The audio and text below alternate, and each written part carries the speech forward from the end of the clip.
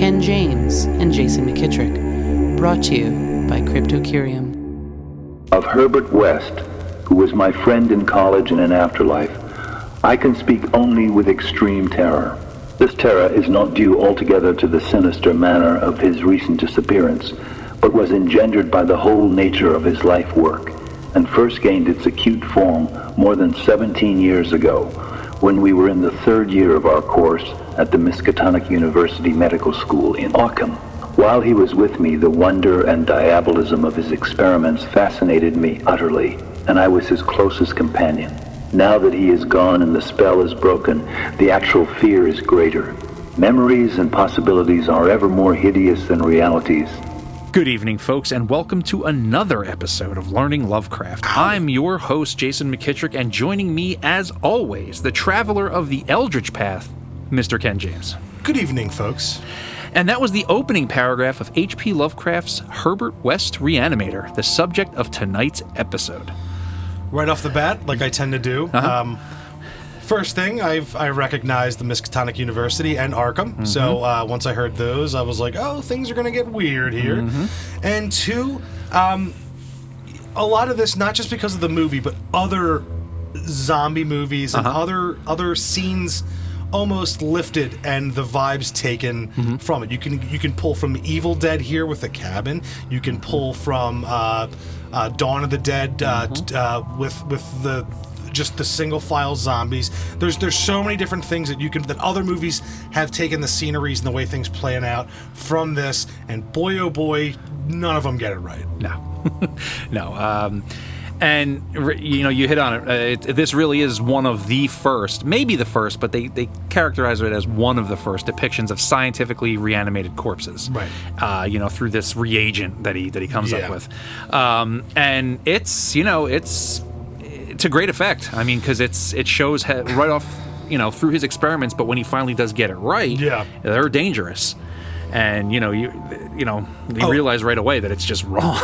Well, there's also things like Weekend at Bernie's there's taken from this.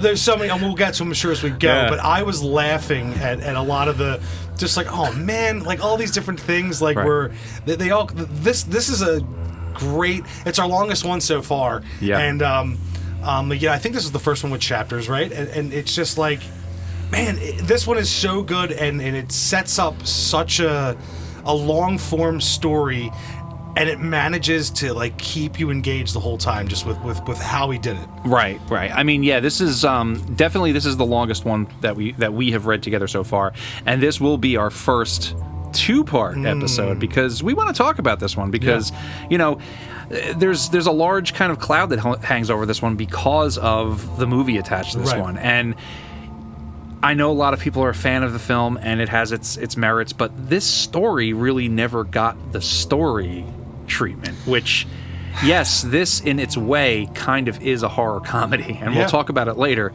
but there's so many great horrific images in here that, man, if this was handled as like a period piece, with all of it, played straight, no tongue in cheek, just played straight, would have been amazing. Like a Netflix series, I would love to see a 6-part Netflix series of each of these sections. It'd be amazing. Yeah, played straight, played during the time period, during the 1920s.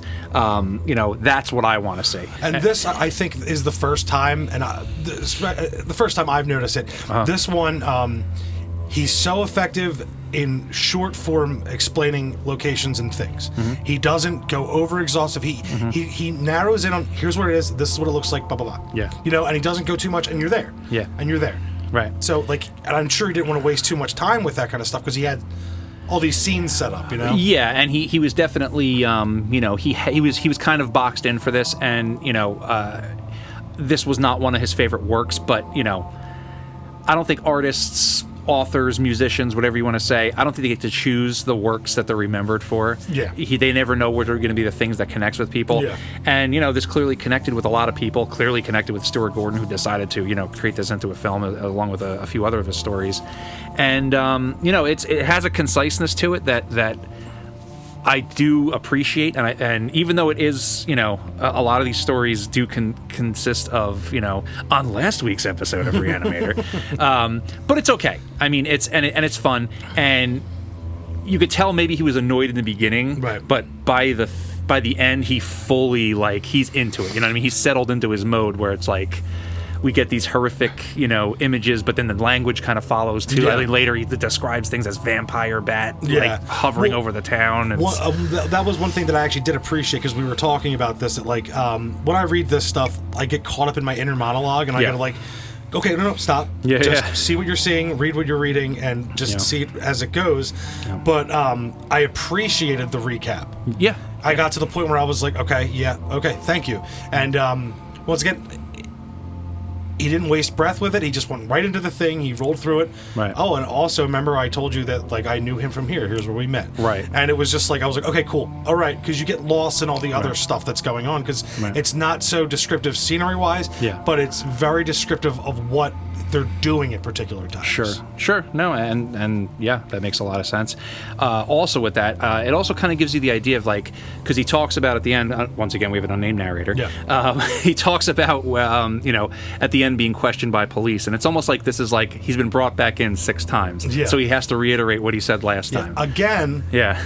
I met him. Yeah, exactly. Arkham. And I don't know if that was intentional, but that was like, for me, because I knew that it was serialized for a specific reason, which we'll get to in a moment, I kind of put that in my mind. It's like, well, he has to retell it again. Yeah. So they're like, don't you remember I told you we met at Miskatonic? I told you during the plague we had to all do these things, and I told you that, so it works. This dude was wild. Yeah. I told you. Told you from the beginning. Yeah. Yeah. So, this was written between October 1921 and June of 1922, and it was first serialized in February through July 1922 in the amateur publication Homebrew.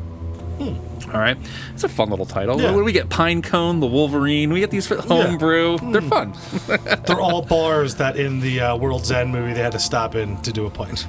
Sounds about right. Aren't these all names of the camps at Bohemian Grove? Bohemian Grove. They might be. Shh. Yeah, no. Sorry, folks. See the podcast. So, also, like you mentioned in the beginning, this is the first Lovecraft story to mention Miskatonic University. Although Miskatonic Valley was mentioned in the picture in the house. Right. As soon as they hit you with it, it's just like, yeah. And then we're in Arkham. It's like, yes. Mm-hmm. We're fully in Lovecraft country. Mm-hmm. It feels good. Thank you, Howard.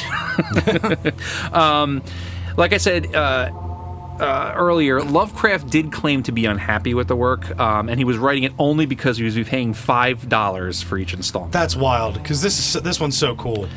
Yeah, but he called it, quote, manifestly inartistic. And he disliked the requirements that each installment end with a cliffhanger and begin with a recap of the previous installment. He didn't like that. I mean, hey, who am I? Who am I? You know what though? Like I said, like I was just saying earlier, artists, authors, musicians don't get to choose their pieces that end up speaking to right. Audiences. It's always someone later that's like, well, they push their glasses up and they go, I felt it, the artistic presence, right. And you're like, and everyone goes, yeah, that guy knows what he's talking about. Well, I'm just saying that for whatever reason, they're nerds. No, for whatever reason, this story seems to connect with people. Maybe it's because of the movie, maybe it isn't. But there's something about this that people really like, and it sticks because people just keep talking about it. You could take this story and just throw the movie out as far as I'm concerned, because this is so much cooler, and I see the points that they put in the movie, and they're like, oh, the head's gonna do stuff, and he was I mean, that's I feel like we'll probably have to do an episode where we watch the movie. Well, for the Patreon, right? Everybody has a Patreon. Yeah. You could definitely see why they went the route they did with it, but if you just took the story straight and told it just the way that it's told here, without injecting, no pun intended, your own stuff, you would have, it's great. Pun intended. So it's great, and the things that make it great are the things that, are not present in that film. And I know a lot of folks enjoy that movie.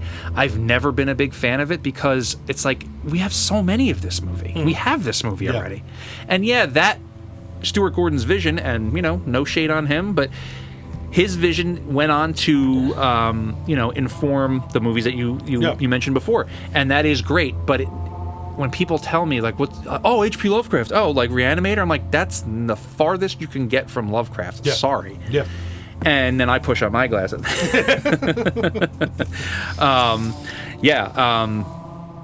Nothing against it. I know a lot of folks like it, but this story, like you said, this is it. This is the ultimate version of it because it is the original made by H.P. Lovecraft. Yes. And we're here for it.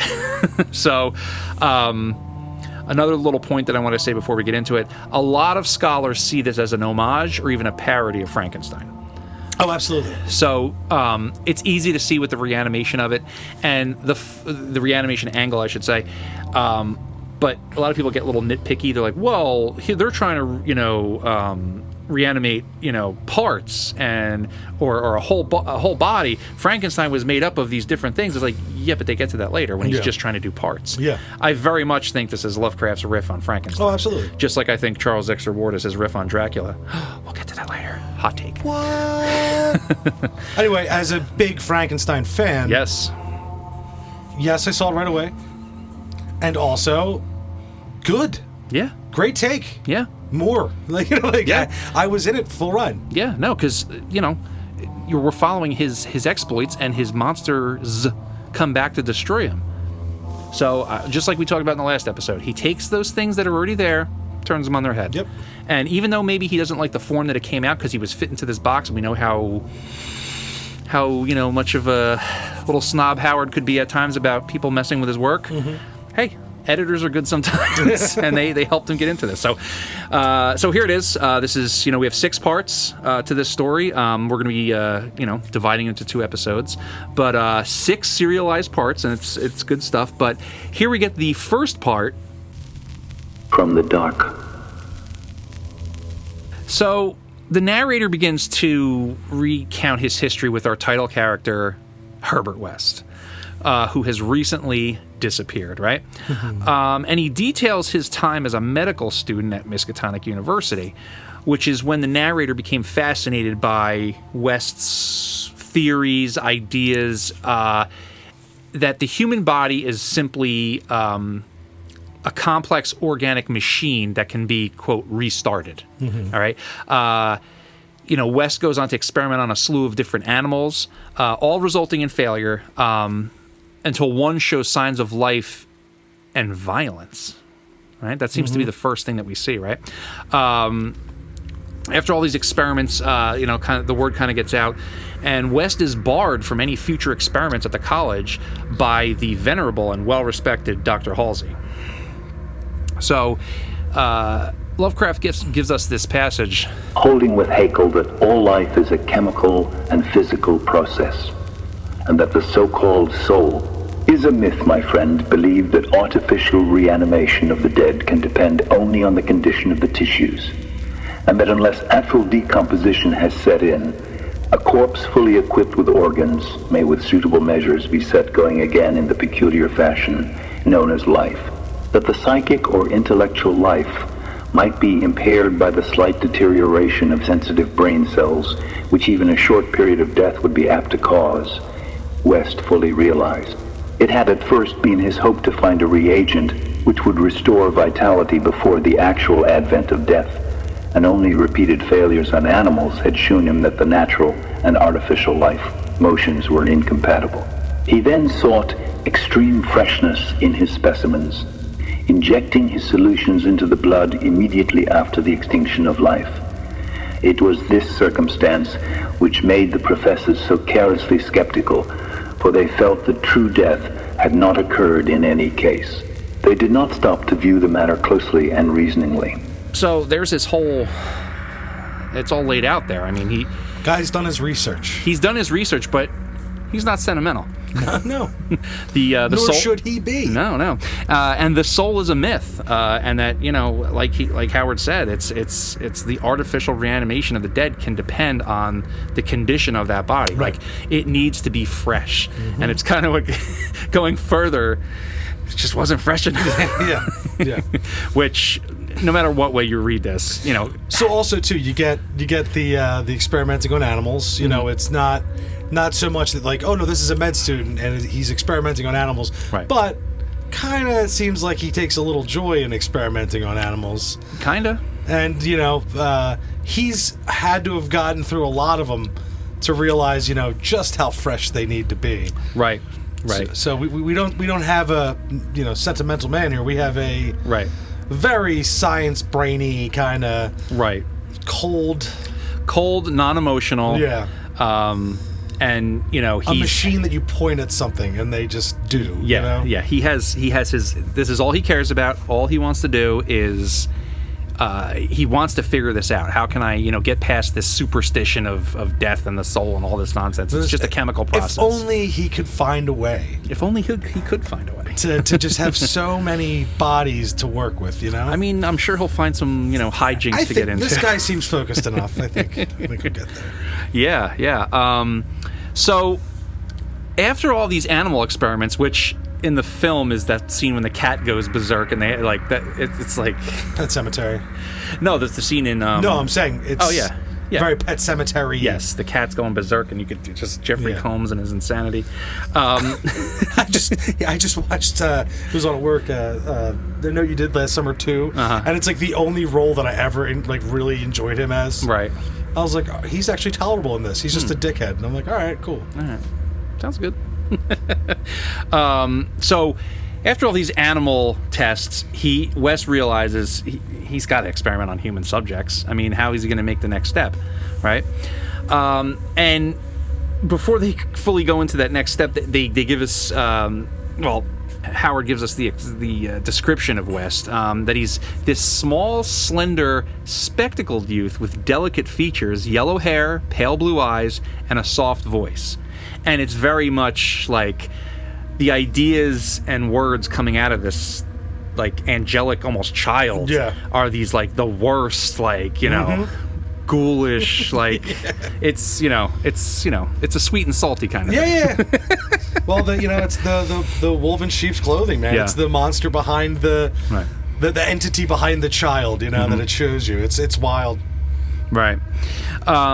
So he's just and the narrator takes the moment to like, man, what the like these things coming out of this very unassuming looking youth, but they're trying to figure out where are we going to get the bodies from. So first they're like, all right, well here's Christ Church Cemetery, right? But all the bodies are embalmed. Mm-hmm. Can't do it. No good.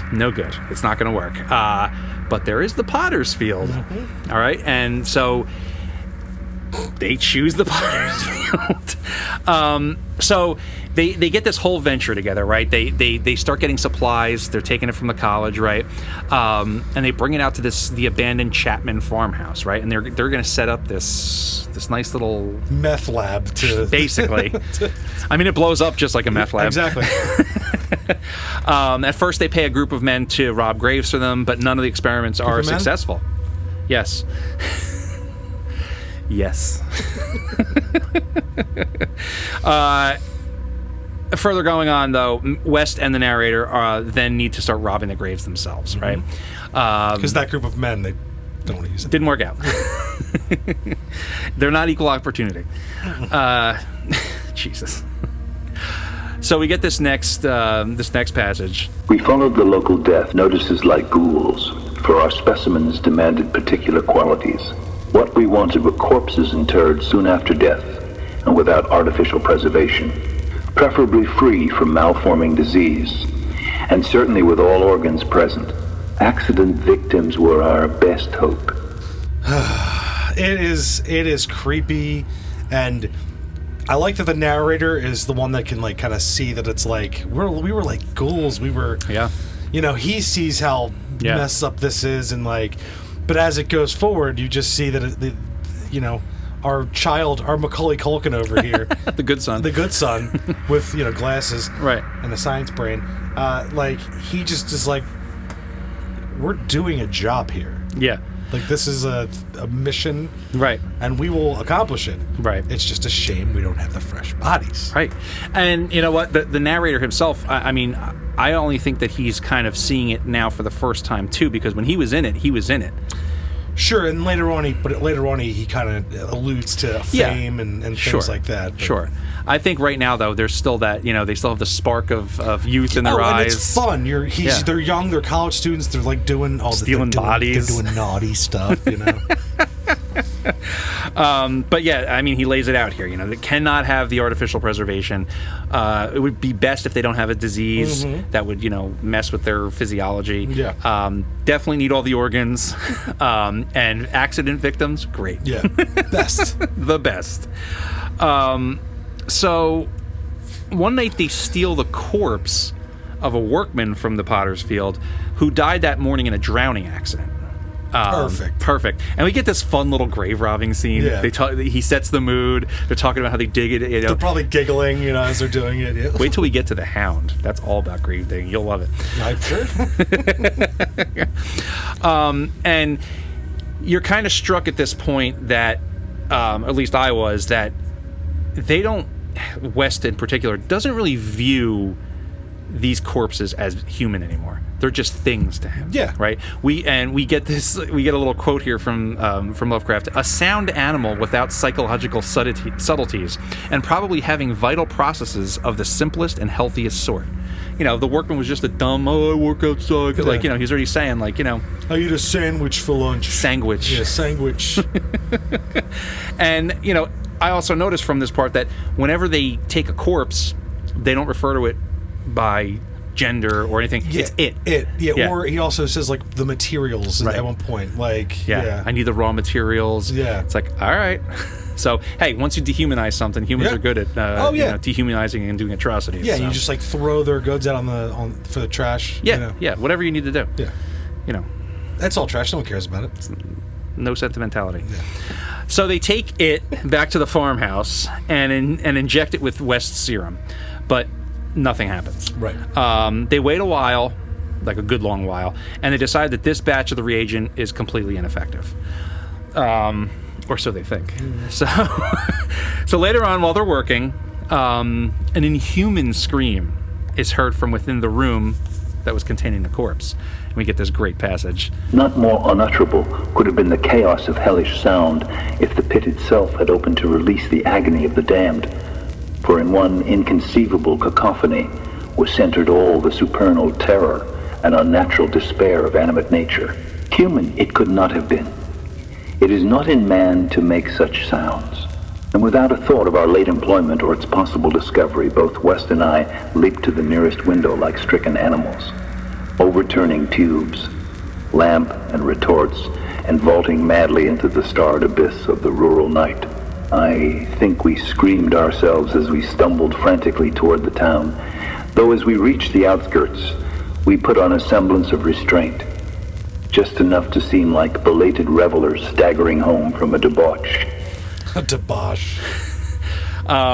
Yeah, man. So this thing wakes up, and they're so freaked out by it, and they're such kids. Yeah, they're such lads. Yeah, that they just get the fuck out of there.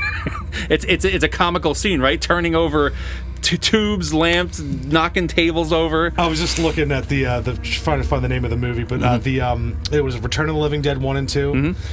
This kind of reminiscent of when, like, they wake the things up or they run into them and they're just like, it's like almost zany. Yeah. You know what I mean? And this specimen, I think they totally took from the story the body in the capsules.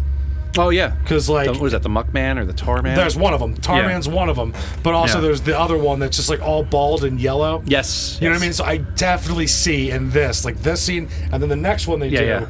I just wanted to get that out there because before I forgot it, and those ones are clearly taken from this kind of story. Yeah, no, I wouldn't doubt it. I also think it's funny that I think we screamed ourselves as we stumbled frantically toward the town. But as they get closer, like, okay, all right, pretend we're drunk. We're drunk. You know, like, it's fine. Yeah. We're fine. Yeah. We're almost to town. Just chill out. Yeah. And I love it because it's like they finally get what they want, and they're so scared when it happens. Yeah. Yep. Stop running. Yeah. Dude, run! Yeah, they finally find the thing that they're trying to find, and they're just like, let's get the fuck out of here. But, you know, they... Scooby-Doo. Yeah, exactly. Running between door and back, you know, across the hallway. But, you know, they describe this sound that it makes, and it's, you know, it's this, you know, this horrible sound. And, you know, it gets them going, and it does get them going. They get the hell out of there. Yeah. I also pictured you running from Marlboro State, and you hear that thing in your ear. Oh, yeah. That's very much the same thing. Yeah, my feet didn't touch the ground the whole way back. So the next day, the newspaper reports that the Chapman farmhouse had burned down, and that a grave in the potter's field had been recently clawed out. All right? The farmhouse burning down, that makes sense, because they knocked all that stuff chemical over. Yep. But... mustard gas happened. Yeah, too. all this crazy stuff. There's like fireworks for whatever reason, way bigger than the explosion needs to be. Friday the 13th, Part 7, when the house explodes, did not need to be. That's what I'm thinking. That movie rocks. But the thing that they can't understand is, well, we covered that grave over. Why is anything disturbed? And then you think about it for a minute. The corpse was trying to get back in the grave. Ground, yeah. And it's like, ugh. Maybe Tommy Jarvis showed up. Maybe helped out. Part 7. Lightning bolt. Yeah. Mm-hmm. You never know. You don't know. This is H.P. Lovecraft. It's true, and you never know. So now, because of this first real horrific incident that occurs, West now feels hunted and constantly looks over his shoulder. I love that idea that it just wanted to go back. It's like, and then stuff like this happens later, but like this is the first kind of like, I just wanted. Why did you bring me back? You know, like that. Yeah. Yeah, like even this thing that is, you know, shouldn't be awake is this horror of science. It still has this understanding of balance that should not have been disrupted. Like, I'm it's dead. Against nature. Yeah. Yep. But I was finally sleeping. I worked too much. You know, I don't have to go home with my wife and kids. My in-laws. Right. It's no more holidays. Yeah. It's over. My troubles are over. What is this? Yeah. So, and that's the end of that first section. So, and that brings us up to our next section. The Plague Demon. And we get this opening passage. I shall never forget that hideous summer 16 years ago when, like a noxious afreet from the halls of Eblis typhoid, stalked leeringly through Arkham.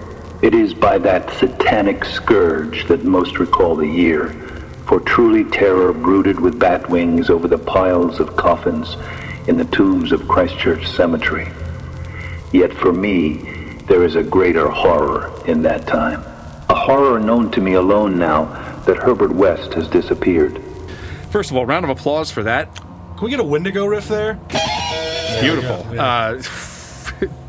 Truly terror brooded with bat wings over the piles of coffins in the tombs of Christchurch Cemetery. Thank you, Howard. Love it. This one's going to have a lot of those in it. Like, this one does. And I was saying to Jay before this that, like, my inner monologue was getting, like, because I was like, oh, my God, that's a thing. I'm like, wait, I'm reading here. You know, like, and, like, but there were so many that would, like, kind of trump the other one. Right. That I was just kind of like, they're all great. You kind of just get to the point where, like, yeah, I'm done. Yeah, the story's a treat. Go read it. Yeah, right. So there should have been a Wendigo riff playing throughout, actually. Yeah. Well, we got to keep them punctuated. Yeah, you're right. Maybe going forward, but this is serialized, so that you just get the little. Yeah. It's broken up in the parts. Yeah. So this is where we get our first recap, right? And it's a little shocking going from some of the earlier stories that we read, but it's not so bad. And we, once you know that it's happening, and you yourself said that you enjoyed them, so it was fine. But we get that, West is still at odds with the professors at Miskatonic for his, let's call them, ghoulish pursuits. Yeah. Admitted. But in West's mind, he kind of gets a stroke of luck here when this typhoid epidemic breaks out, and West and the narrator are called to help tend to all these dying victims of this typhoid that comes through. And of particular note here is that Dr. Halsey, who was, West's, adversary basically in the first section, he's a hero. It shows, they tell you how, he just, selfless, puts himself out there. But no, he's he works for hours at a time, like, you know, to exhaustion. But he's older, and it's, you know, we don't know how He's that's gonna George Clooney from ER. work. Sure, Let's go with it. I'll go with that. Let's go with it. I don't know. I was thinking my brother, the doctor from the Burbs. That's not a hero. From his perspective, he's a hero. Okay. Just go with it. I don't know. Did you know Tom Hanks? So with all these, you know, bodies piling up, you know, West is a monster. Yeah. And he's like, you know, Doesn't care. yeah, I might be able to get some more research done here. And it's exactly what he does. First chance he gets, he smuggles a body into the dissection room, and thereafter begins. They don't say how many, but he begins injecting his patients with this new serum to try it out, which has no greater effect than we get a few of them start to open their eyes, right? The eyes open, and then it was like one or two of them, they get this facial expression of like horror, like, Yeah. and then they just die again. Yeah. It's like, all right. That's terrifying. Yeah. Because it's like we just said with the other. I shouldn't be here. Yeah. It's over, and, you know, their life is over, and they're brought back to their moment of death, essentially. Right, they're brought back to the moment of death, the last moment of consciousness, and then they're not. So everything they just went through, whatever chemicals released in the brain at that moment, Yeah. they're not there anymore. So anything that releases in the brain that gives you that comfort in those last moments, Right. they've already been depleted. They're spent, you Right. know? Right. And you're left Bro, with, at the moment of death, DMT is secreted from the brain, and you.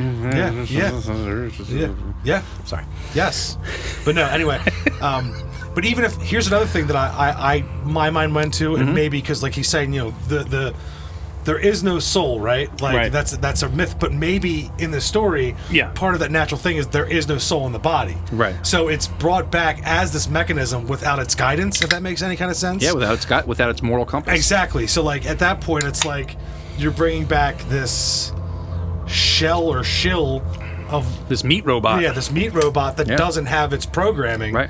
So that's why they're prone to violence or these other Yeah. things. So like that was just a thought that I went to Yeah. as a good Christian. No, I was kidding. And that was the last episode. Yeah, No, no, it's all good. No, that's a great poll. I just thought that like that was because he confronts his own moralities and his own faith Yeah. and like stuff like this all the time. Sure. So maybe this was him playing with that kind of idea of Yeah. contradicting his own beliefs. Yeah, is that, you know, is that piece of is that piece of like, you know, heavenliness or whatever you want to call it, inside us, and is that a piece that departs at Yeah. death? Yeah. And without it, you know, you Yeah. have no, you know, there's no onboard navigation Yeah. systems, there's no moral compass, there's no There's anything. no angel and devil on the shoulder Right. to argue, you know, Right. and tell you what to do next. Right, you're just a maniac. So, yeah, I think that's great. That's a great, and it's probably that's probably the first time I heard that. So, good for you, Ken. Hey, Hey! hey, But this is where it gets to go.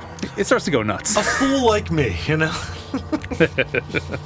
A scallywag Yeah. such as I. Just a street urchin. Riff raff, street trash. Oh boy. I don't buy that. It's Aladdin. I know. Also HBO. I know the whole genie thing. Yeah, yeah, It's supposed to be Nyarlathotep, but Disney, they had to change. That would have been sick. It would have been. So he's doing these experiments. You know, doesn't get very far, but we get this. Yeah, this strangeness of them opening their eyes and then dying again. And eventually, during this whole epidemic, Dr. Halsey dies from Yes, typhoid. Yes, he does. You know, everyone's pretty bummed out about it. This guy was like, you know, a pillar of the community. He was, I know one person who isn't bummed out about it. and they have a funeral for him. Yeah. You know, he's buried, but somebody gets an idea. Like they're at the funeral, and then Herbert West has a Light light bulb bulb, yeah. right above his head. Yeah, right. He was already like, I Yeah. can't wait for him to die. Yeah. It's like, as soon as he's dead. You're next, mother. You're Yeah. next. Yeah, he probably gave him like an infected blanket. Here's a blanket. Yeah. And also, he was just like every piece of like syringe and embalming fluid. Yeah. They're all broken. We're just gonna have to do it the old-fashioned way. Yep. Yep. Put him in without the embalming. Yep. Don't embalm him. Yep. And as he made sure that he got infected, he was like, "Out am I?"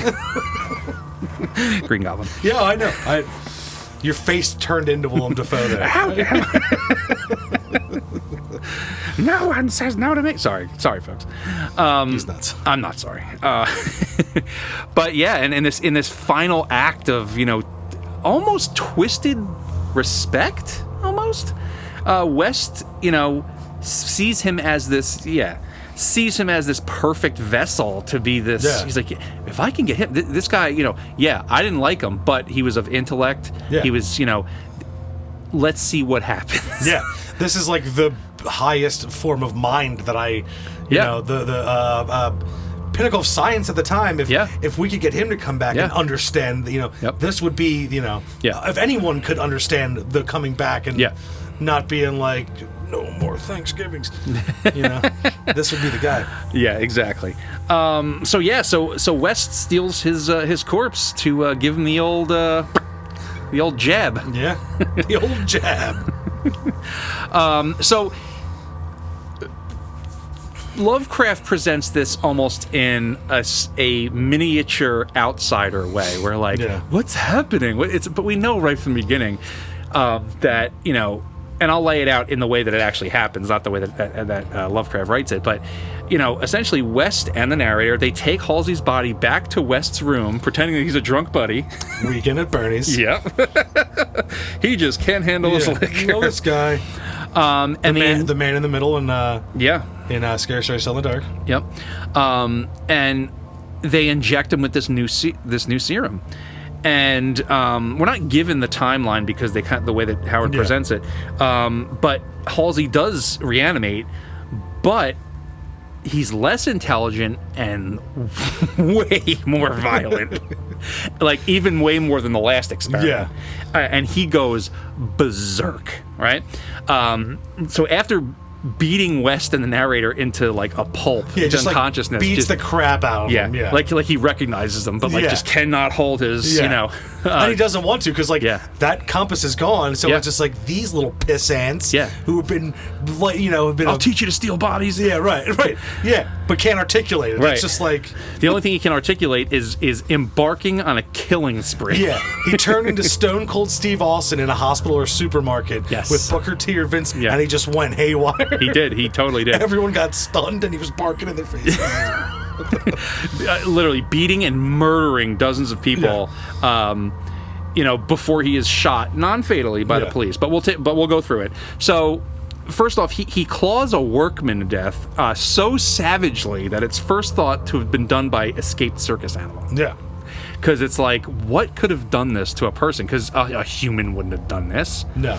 And the only thing back then that would have done that was an escaped circus animal. I mean, that's always... I mean, are we in Earth or German territory right now? Could it have been a circus ape? Yes.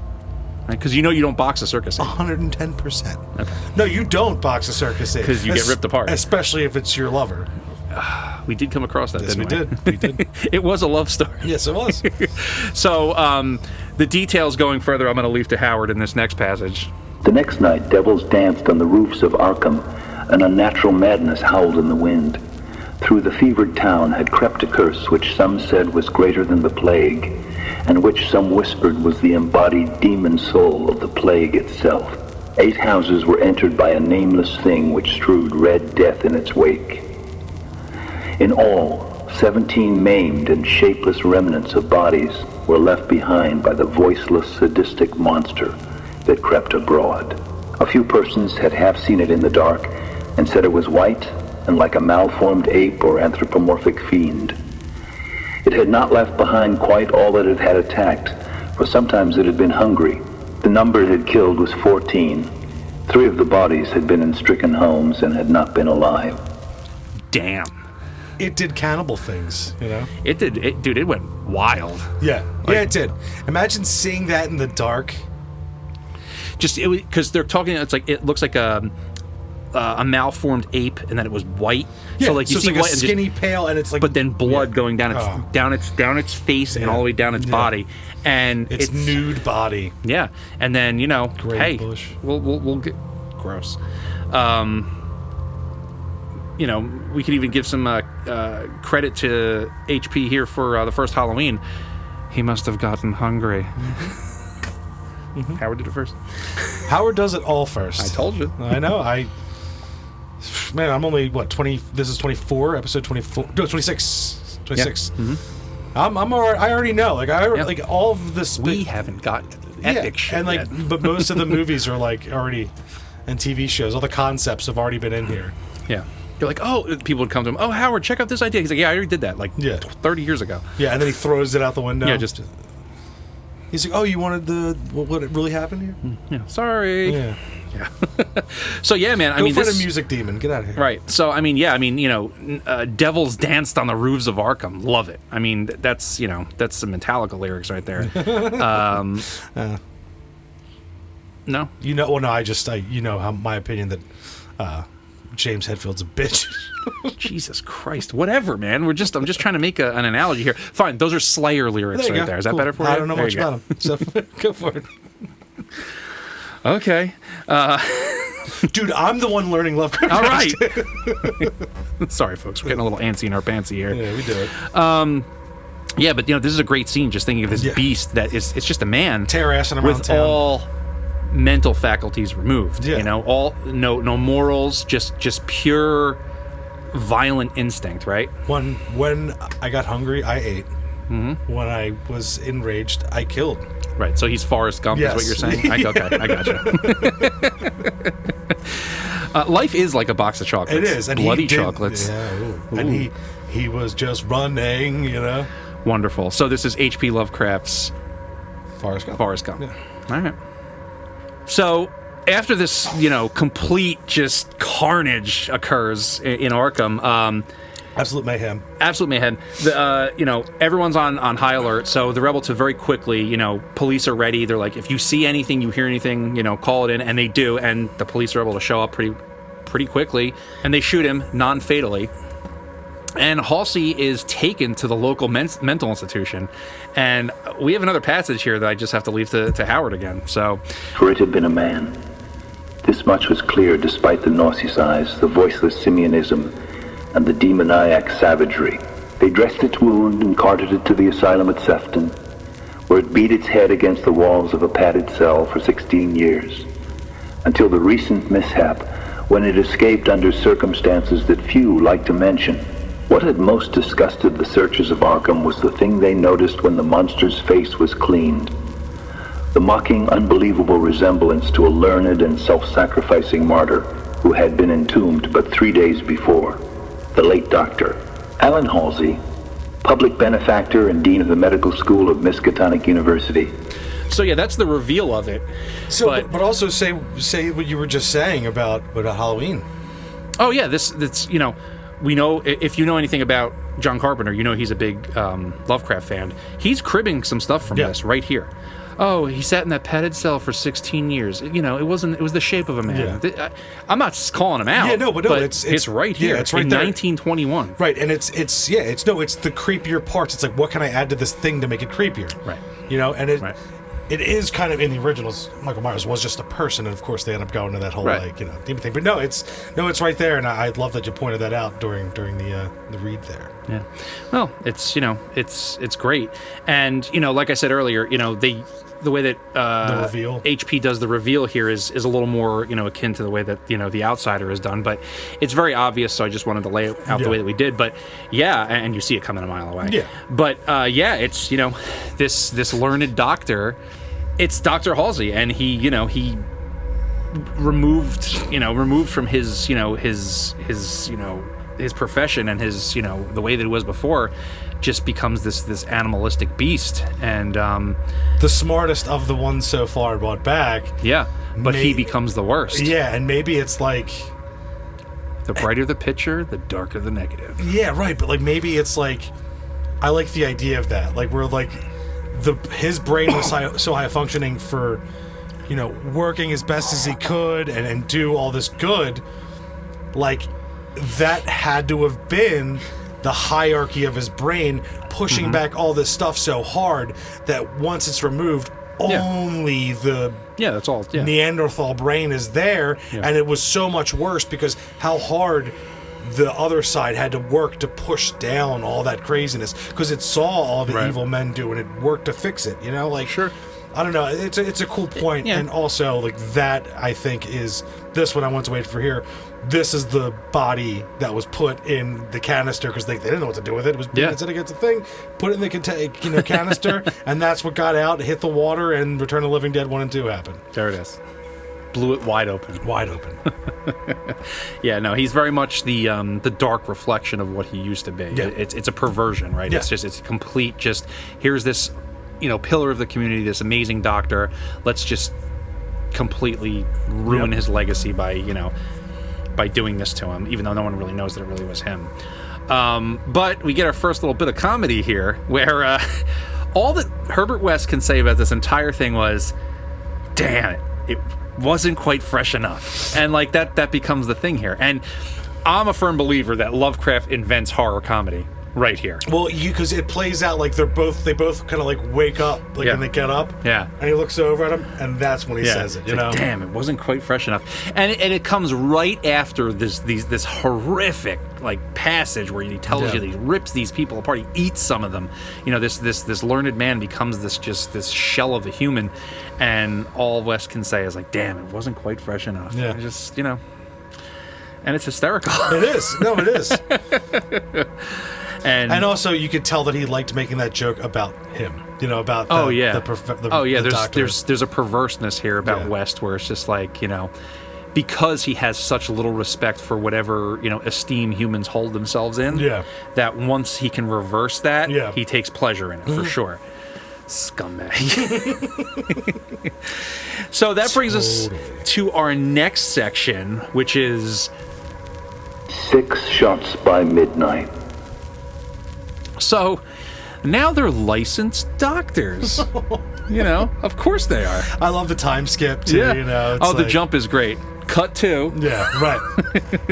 No cut 2. Yeah, no. Give what's in between. Yeah. So now that they're licensed doctors, West and the narrator go into practice together in the small New England town of Bolton. This is right outside of Arkham. It's like a mill town. Right. It's rural, but there's still a decent community of people. And they purchase a house near the local cemetery, I don't know, to have ease of access to corpses? Yeah. Why else? Yeah, they don't enjoy the ambiance. I mean, I think they do. You ever see Cemetery Man? Yeah. I got this. Yeah. From there. Yeah, it's got that got that kind of vibe going. And that's the aesthetic that I took. Yeah. I like it. The visuals. Yeah, if you were doing this as a series, that's what you would do. French director, Could do that. Cemetery Man was French. Sure. So they, even though they're in this somewhat rural area, they have a very busy practice. Yeah. They're these 2 young doctors, but these mill workers are just violent. They're always fighting. Mm-hmm. There's stabbings on the reg. It's pretty nuts. Well, you work in a mill, Yeah. And this is where I want to double down, that I really want to see this as a 6-part Netflix series. We should just be the ones to do it. Pitch and it. I mean no tongue-in-cheek, played straight. Yep. No like Jeffrey Combs staring off into the distance. Yeah, and it like wasn't fresh enough. doing like that shit what he does with his mouth. Yeah. It was of its time. That's what pisses me off about things like that, when people take the performance to a way of doing things just because they think it looks weird and it'll creep people out. When like someone who I read H.P. Lovecraft now. No, but like so I've seen, I was watching Salem's Lot when I was 4. You know what I mean? Like when you see that kind of stuff, you're like, this isn't scary. You're just being a weirdo, And also being a tough guy, I could beat up weird. No, I'm just kidding. All right, I'm kidding. So they build a secret lab in the basement. Of course they do. As you do. And the 2, once again begin their experiments, and they have these several corpses that they take from this potter's field, which is right there, with varying outcomes. But they do not achieve any kind of breakthrough once again. Howard lays it out for us. We had fair luck with specimens in Bolton, much better than in Arkham. We had not been settled a week before we got an accident victim on the very night of burial, and made it open its eyes with an amazingly rational expression before the solution failed. It had lost an arm. If it had been a perfect body, we might have succeeded better. Between then and the next January, we secured 3 more. 1 total failure, 1 case of marked muscular motion, and 1 rather shivery thing. It rose of itself and uttered a sound. Then came a period when luck was poor. Interments fell off, and those that did occur were of specimens either too diseased or too maimed for use. We kept track of all the deaths and their circumstances with systematic care. Ugh. Yeah, the corpse noises. Yeah, it rising and uttering a sound. Yeah, like those things. Like there are some movies that do get them right. Yeah. And even like season 1 of Walking Dead did a couple of them pretty good. But like the fresh coming back thing that isn't just a zombie. It's still a person looking. It's still sentient. And it makes that like that creeps me out. Like Bride of Frankenstein. When the noises she makes when first realizing, especially in Mary Shelley's Frankenstein, the one with Robert De Niro, when Helena Bonham Carter comes back. That scene, when I was a kid, when I was like 9 when I saw it, freaked me out because of her despair of being this thing. Yeah, she didn't want to be alive. Exactly. And like her seeing her and like looking and like then seeing Frankenstein's monster be like, that whole thing is just like, it's chills, the creeps, shivers, and I put that right here. You know, that's... Ugh. Yeah, because somehow it's because it's a natural process of life and death. Yeah. Being brought back from wherever, because they don't even give you that idea, is there a hereafter? Yeah. Them being pulled back, let's say there is a hereafter, all of a sudden you're like, you sit up, and then and you the just, pain and the and sorrow. that also, and that brings me to Return of the Living Dead 2, right, where they have the woman one brains, the pain of being alive. I think of that too. And it's like, because they're dead. All natural functions of life have ceased. So for them to come back, it must be the horror of horrors. Yeah. It's like, wait a minute. The last I remember, I was driving my car, or I was surrounded by loved ones, and I passed peacefully. And now, like, I'm on a table. It's like, that's it's awful. Yeah, it's supreme horror. Yeah. Supreme. It's supranatural. It's like supranatural. one level above. Right. So, still intent on successfully reanimating a human being, they claim the body of a boxing champion who died of a head wound in an illegal, I guess you could say like a back alley kind of street fight situation. The boxing was not allowed. I'm picturing maybe even like the docks, because back then that's what they would do. They rope off the docks, and it would go like 37 rounds. Wow. And they would just go. And that's how someone would win. Someone would fall and they wouldn't get back up. Yeah. A lot of people died like that back then. Yeah. So that's where I pictured maybe in this town in New England. Yeah. By the dock workers, and they did the ropes, and everyone was there. Right. And it was one of the ones that won 40 rounds and exhaustion and head wound. Right. Yeah, one of those things. Or mill workers, whatever. But these are guys who were clearly part of a circuit because they had names. We get Kid O'Brien and Buck Robinson, the Harlem Smoke. I can imagine. I want to see the poster for this. That's a sick name though too. The Harlem Smoke. It definitely is. I'm not gonna read it, but we get an unbelievably racist description that follows this. Kiddo got the best of Harlem Smoke in this one. I mean, he did, but Jesus Christ, Howard. I'm not gonna read it because it's whatever. But it's more than whatever. But no, it's more than whatever. But we know it's there. If you're reading along with us, you read it. It's gross. We're going to try to elevate it a little bit by not reading it. Yeah. So the gamblers betting on this fight, they arrange for West to dispose of the body. He offers because, well, what are we going to do with this dead body? He's like, well, give it to me. I'll take it. You guys don't worry about it. I didn't see nothing. You didn't see nothing. Yeah. So West and the narrator...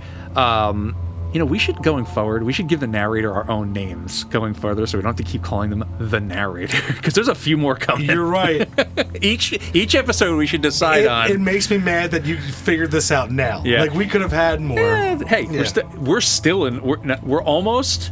We're just leaving spring training. Okay. And we're about to have this is kind of like, opening day. So, next story. Okay. Next story. Okay. Next story. I was going to say we're too far Jessup. in. We're too far in. So anyway, West and the narrator, they take the body back to the lab, and right away they inject it with every version of the reagent that they have. Yeah. It's like, what are you doing? Yeah. Like, isn't that how they made Captain America? Yeah. It's like Pfizer, AstraZeneca. Jesus Christ. Yes, all of those. Yeah, all of them. All those company names are on his lab coat. Yeah, right. He's sponsored. Yeah, he's sponsored. He's like a NASCAR racer in the lab. Perfect. So he injects them with all these reagents, and once again, nothing happens. And they take the corpse out to this meadow, and they bury it in the most shallow bullshit grave you could think of. They cover it with some vines. He still has his gloves on and his American flag shorts. Yeah. He's still dressed like he was in the ring. Is this Apollo Creed? Are they burying Apollo Creed? I'm thinking Bullrog. Oh yeah. Okay. All right. Who was really M. Bison, which was a play on Mike Tyson. They switched him when they came to America. Yeah, I know. Just know for them. Oh, okay. That's some Street Fighter 2 trivia from Ken. No, sorry, I just went. Test your friends. Yeah. They bury it. They mention that this is like in the winter at this point, so it's hard to dig. So it's like, whatever. No one's gonna come looking for this guy. Yeah. Take the disrespect to the corpse of the last section that we talked about, and it's just like Howard goes right into it in this one, because to him there must be a reason that this deserves even less respect. But I digress. Several days later, there's reports around town of a missing child, an Italian child. And the mother, who's in West's care, dies of like this fit of hysteria because of a weak heart. Yeah. And the father tries to kill Herbert West because he's like, you're supposed to take care of her. How is she dying? And they even mentioned like he takes out his stiletto and he starts giving him these curses and stuff. Yeah. You know, he brings out the Maloics. Yes, he's like, it's all that kind of. Yeah, we're both Italian. We're allowed. Yeah, we are allowed, and you can still make fun of Italians. The last ones. Yes, you can. Yeah, you can. The last ones. Yeah, and he gave him a pizza and said, "Oh, that's a spicy meatball." And he was like, "Mario, New York City, Statue of Liberty." Yeah. All silent. So, tries to kill him, fit of rage. It's gross. Yeah, it's gross. So that night, we cut to West and the narrator once again. They're startled by this aggressive pounding on their back door. And then opening the door, West and the narrator come face to face with something, I'm going to say terrifying. Yeah. All right, and we'll let Howard take over here. Looming hideously against the spectral moon was a gigantic, misshapen thing not to be imagined save in nightmares. A glassy-eyed ink, black apparition nearly on all fours, covered with bits of mold, leaves and vines, foul with caked blood, and having between its glistening teeth a snow-white, terrible, cylindrical object terminating in a tiny hand. Now, that's a horrific scene. So there's this basically rabid mold-covered zombie. Yeah. With a child's hand in its mouth. It's the Italian child. Yeah. Yeah, arm. Yeah, in its mouth, and it's coming back to them. Yeah. Like a lost dog? Like, what? Yeah. Does, like, at this point, are we to assume that, like, this is their new life now once they get too far out that they... I think that it's almost like their new, like, their rebirth or their return from death is their new birth. Right. So the last thing they remember is waking up on this table, and it goes out and does it. Especially with the better serum too. You know? Yeah. So in its brain, it does what it needs to do. So maybe it wakes up from it comes out of the grave and it's like it's hungry, and it goes and it seeks. Yeah. It kills a child, then comes back because it doesn't know what to do. Yeah. And later we'll see that they need direction. They have no direction. Right, and it's almost like a cat or a dog bringing like a squirrel or a Could bird. Be, yeah. Or something bringing you back. pieces, bringing you trophies. Yeah, we had when I was a kid. One of our cats did that. Would bring back lined up pieces of birds. Or pieces of mice. Dachshunds do that a lot. The wiener dogs, because they're bred to go in foxholes. They're rat dogs. Yeah. Yeah, and like they do that a lot, and it's just like. Yeah. What a weird thing, like a little detail of me being a dog person to put in there and be like, oh, Howard, I know what you were doing here. Yeah. It's rough, to have the boxer be this, and it's covered in mildew, like it's got some rot starting, and he's got vines, and I still think he's on the gloves. I still think he has the gloves. You don't think they cut him out when he went down? No, I think they no. And they were thinking of what happened last time. Who said he had gloves on? I think they had gloves. You think? I think so, because if it was bare knuckle, it wouldn't have gone that many rounds. Did they say how many rounds? I'm just going with my own. Okay. Head canon. Gotcha. Yeah. Okay. I like that he's running around with like half ripped up boxing And they thought gloves. about it. They were going to cut him off, and they thought about the doctor beating them up. Yeah. And they're like, yeah. let's leave him. Yeah, let's leave him. What if he comes too? We don't want him to have full, Yeah. Yeah. And yeah, it's Harlem Smoke would kill us, Yeah. And yeah, just the tiny, the hanging, the cylindrical object, terminating in a tiny hand. Yeah, that it's just this shape because it's in shadow, it's in moonlight, and you just see that. Yeah, maybe a glint of eyes or something. It's a horrific scene. Yeah. And I lament the fact that it's unfortunately kind of saturated in this racist terminology, because it's a great piece of writing. If you take some of that stuff out of there, and it's a truly horrific thing there, and it's regrettable that it's in there whenever it does show up. But right after, almost instantly, West pulls out his revolver and just empties it into this thing. Yeah, and that brings us to the end of Section 3, and I think that brings us to the end of Part 1 of Reanimator. Yeah, I think this is a good part to stop. I'm really liking where this is going. I mean, this is Howard's bag of tricks is here. He's definitely pulling in from the stories that he's done so far. It's fantastic so far.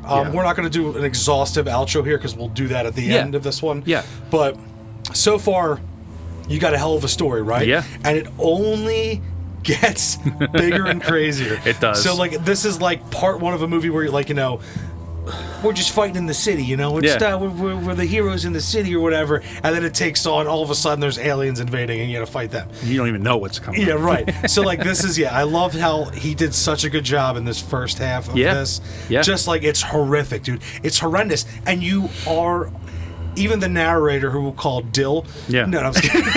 The narrator, at this point, he talks about how horrific these things are. Yeah. But just